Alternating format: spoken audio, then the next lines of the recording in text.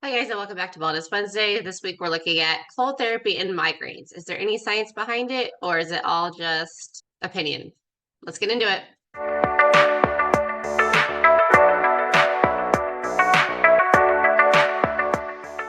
As always, I'd like to thank my research team for looking into this. I would like to also remind everybody that most of the studies conclude that we need more studies. So the first article we looked at came out of Healthline. It was mainly focusing on hot or cold showers for migraine relief. This study was not just specifically looking at hot or cold water, it was also looking at any kind of natural benefits and natural remedies for migraines. Now, anecdotally, many people do take a hot shower to try to relieve the stress of a migraine. However, it has been shown that cold showers are probably more effective. Well, some people do say that hot showers alleviate the migraine symptoms better than cold showers. From a scientific standpoint, cold reduces migraine pain better than heat. A 2022 review of studies found that the use of cold interventions such as cold gel headbands helped reduce migraine pain instantly. Cold water helps by constricting blood vessels. Cold water and ice also have an immediate numbing effect that may reduce some pain sensations. Cold temperatures may also slow the ability of your nerves to transmit the pain signals to the brain. The 2016 study did find that combining a hot foot bath with an ice massage to the head significantly decreases migraine pain. However, there is no proof from what we've seen in that study that one helped more than the other. The second study we found was supported by Obni Limited Company. It specifically looked into cold therapy treatments on migraines. However, there was no specific control group for this study, which was why it concluded that more studies need to be done to truly prove the science. It concluded that more randomized studies are needed to clarify the effect of cold therapy alone in patients with migraine.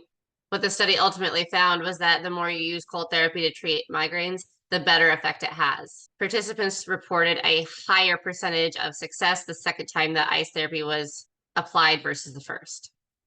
Various methods have been investigated to control the pain of acute migraine attacks. However, there are only a few reported studies in the literature regarding this kind of therapy. The study used a new device which employs cold, pressure, and heat around the head. It showed that headache severity was reduced in 15 out of 20 migraine patients and in 6 out of 7 tension headache patients. They found that a cold pack was effective in 71% of headache patients, 80% of which were migraine headaches. In another reported study, 9% of migraine patients reported that the cold wrap was almost completely effective, 26.5% as moderately effective, and 29% as mildly effective. However, they did not use any object method to evaluate headache severity. As a result, these are small studies and the methods used are not practical for routine practice.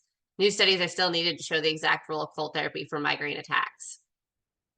So essentially, if you're doing head dunking when you're doing cold water immersion or cold water therapy, you're probably likely to see a decrease in headache and migraine severity. But there's no evidence that we have found that says daily plunging helps alleviate migraines altogether or helps prevent them. Now, the last thing we looked into wasn't so much a study as a blog about a marine biologist who has found that swimming in the sea has helped her with her migraines. So essentially, she did a 100-day challenge of cold water immersion to see if it assisted with her constant migraines. Now, to be clear, she was swimming in the sea, so she was not doing full cold immersion. She was wearing a wetsuit. This is a marine biologist who believed that swimming in the sea helped her condition and also found that getting into the water soon after her symptoms started helped her reduce the severity of her migraines. Although she does continue to take medication and see a specialist, so there is, again, there's no control in this study. So essentially, after reading a research that said the sea can be used as motivation to exercise outdoors to influence health and well-being, she decided to start swimming in the sea to see if it would alleviate her migraines. Now, again, anecdotally, it might be the cold that is helping. It might be the exercise. It might just be being outside. There's many variables within this, but I still think it's interesting to look into.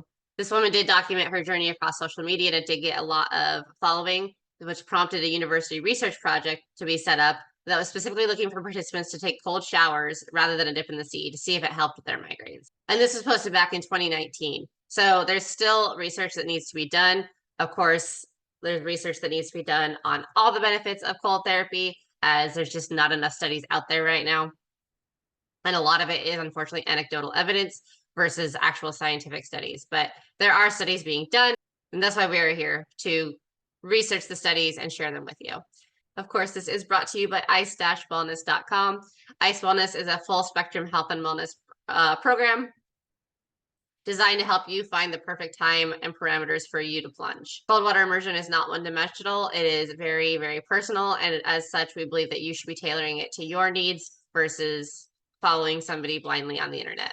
Our journal helps you find the optimal time and parameters for you to plunge, whereas our challenges help you get your meditation and your daily workout in.